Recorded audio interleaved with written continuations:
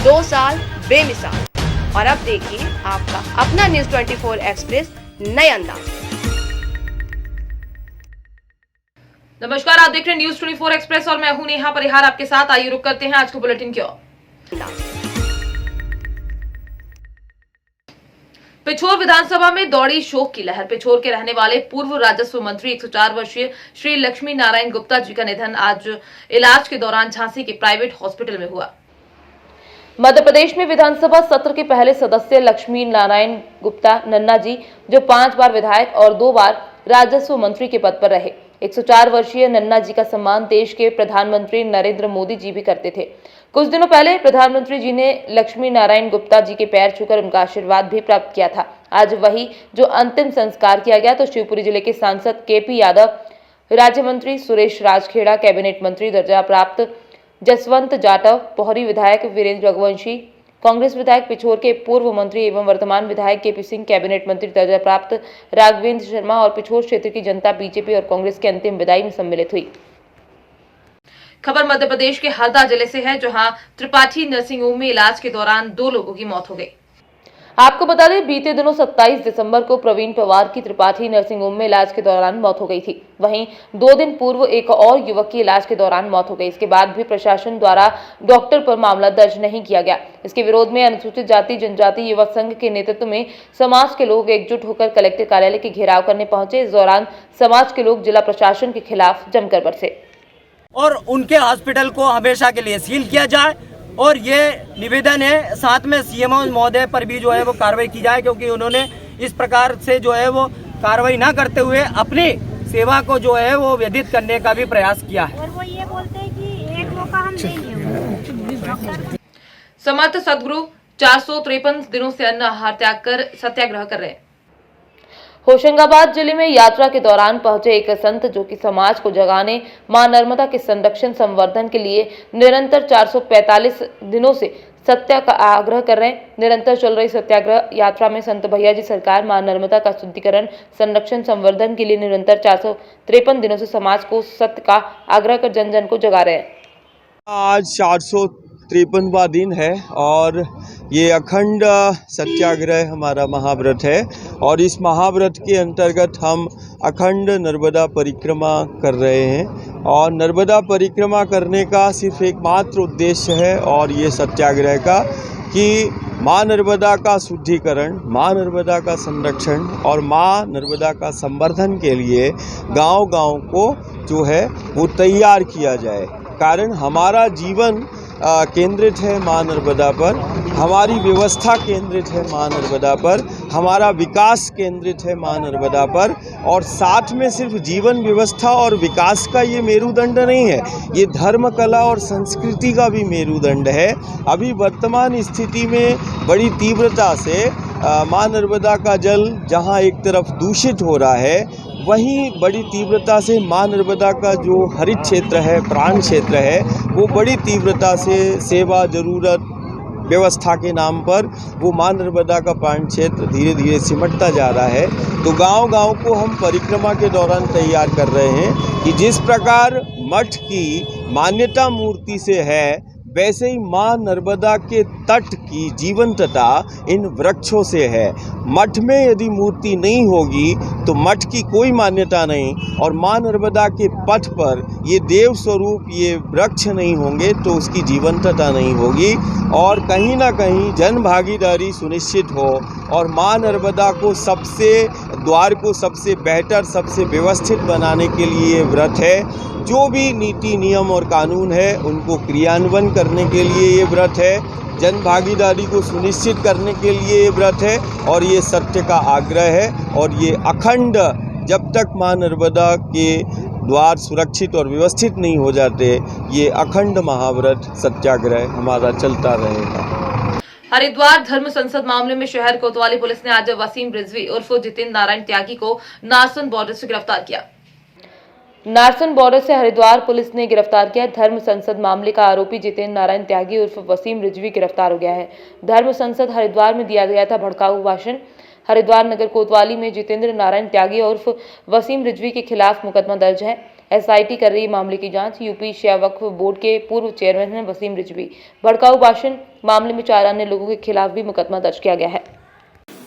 ये वसीम रिजवी उर्फ जितेंद्र नारायण त्यागी हैं। इनके विरुद्ध हरिद्वार में कुल मिलाकर 3 मुकदमे पंजीकृत हुए थे, जिसमें एक में इनको 41 का नोटिस देने के बाद चार्जशीट हो गया था। दूसरे मुकदमे में भी उनको 41 का नोटिस दिया गया था, परंतु इनके द्वारा चूंकि बार बार रिपीटेड ऑफेंस किया जा रहा था, तो इसलिए इनको तीसरे वाले अभियोग में आज नारसन बॉर्डर से गिरफ्तार किया गया है और जो आगे की कार्रवाई चल रही है। जो और लोग जैसे कि मैंने कहा ना, इसमें सजा जो है वो केवल 3 साल की है, तो उनके खिलाफ हम 41 का नोटिस देंगे। इनका चूंकि रिपीटेड ऑफेंस है तो इनको गिरफ्तार करेंगे।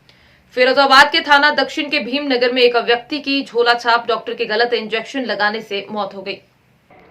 बंद दुकान के बाहर शव रखकर जाम लगाते लोग भीमनगर के निवासी हैं। आरोप है भीमनगर निवासी 60 वर्षीय शरीर के दर्द की दवाई झोलाछाप डॉक्टर श्याम विहारी के पास गया था। इलाज के दौरान इंजेक्शन लगाने के बाद अमर सिंह की मौत हो गई।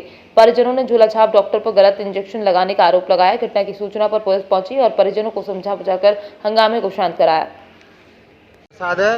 जो मृतक हुए मैं उनका छोटा भाई हूँ, चाचा का लड़का हूँ। क्या बात हो गई थी? सुबह इनके थोड़ी सी हल्की सी दिक्कत हुई थी, तो ये सुबह डॉक्टर श्याम बिहारी राठौर हैं मोहल्ला भीमनगर में, और उनके पास ट्रीटमेंट लेने गए थे। उन्होंने टैक्सिम का इंजेक्शन लिया और एक ही इंजेक्शन और भी कुछ दिया हो उनको। लगाते इंजेक्शन उनकी तबीयत अचानक बिगड़ी है, वहीं जो उनकी डेथ हो गई। इंजेक्शन लगाते ही डेथ हो गई है? बिल्कुल तत्काल वहीं खत्म हो गए। कौन से डॉक्टर का मामला है? ये डॉक्टर श्याम बिहारी राठौर है। तो इनका इंजेक्शन गलत इंजेक्शन लगाया है क्या?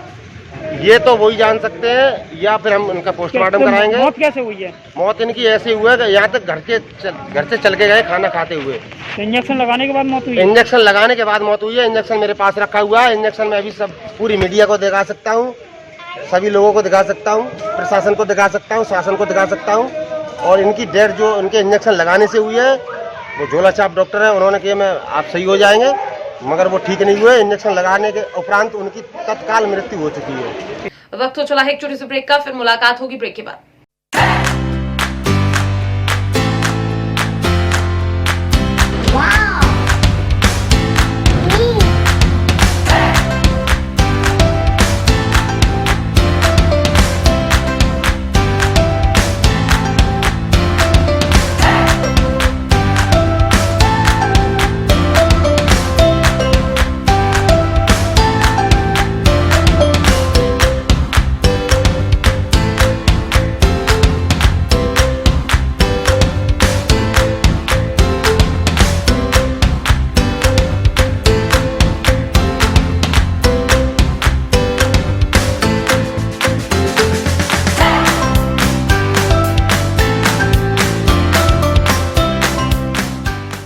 ब्रेक के बाद एक बार फिर आप सभी का स्वागत है। आइए बढ़ते हैं अगली खबर की ओर।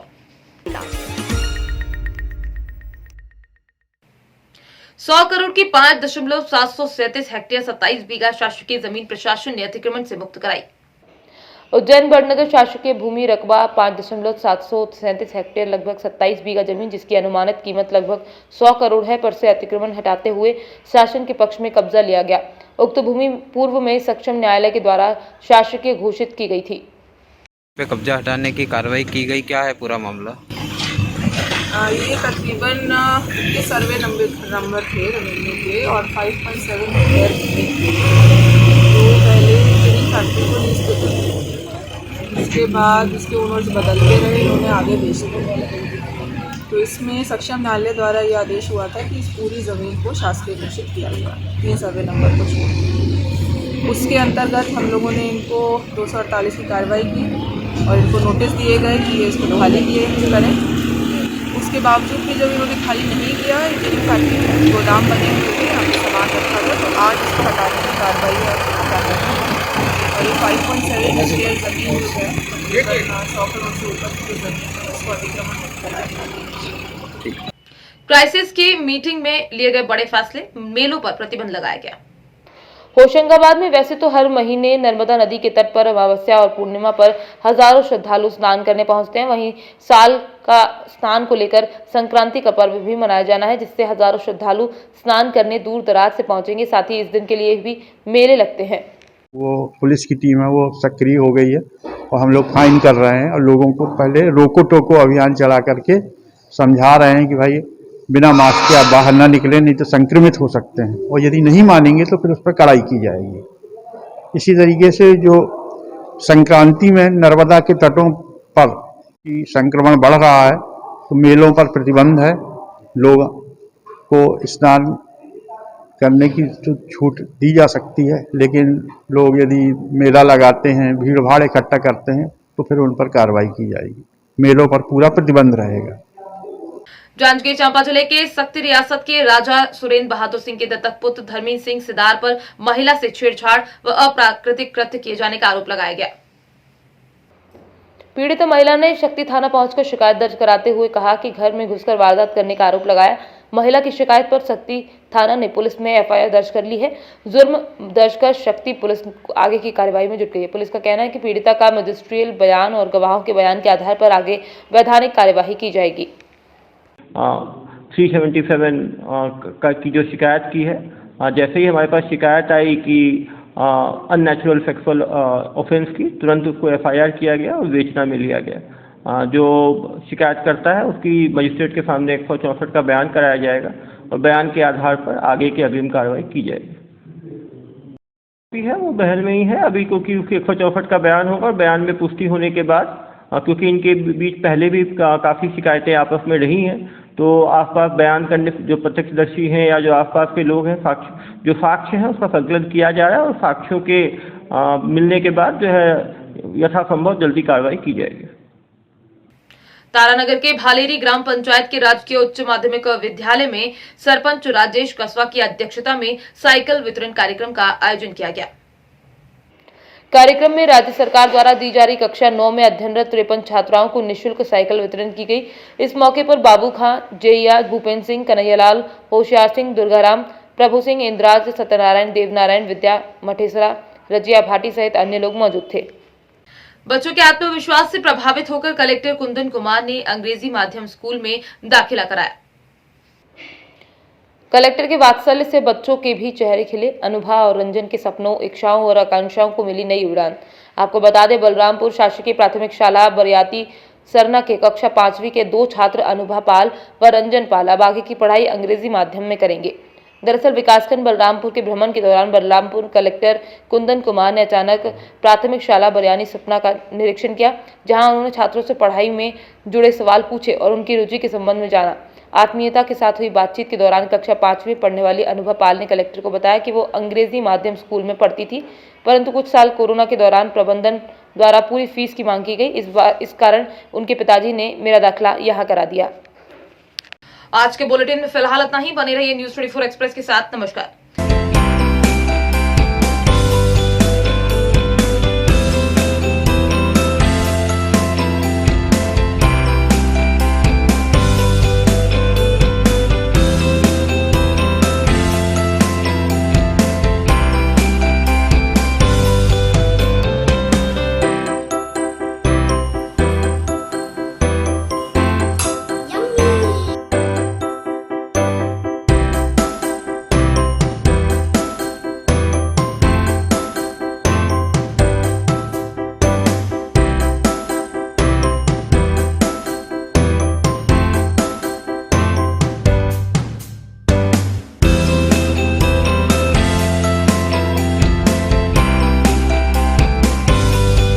एक्सप्रेस के 2 साल बेमिसाल। और अब देखिए आपका अपना न्यूज़ 24 एक्सप्रेस नए अंदाज।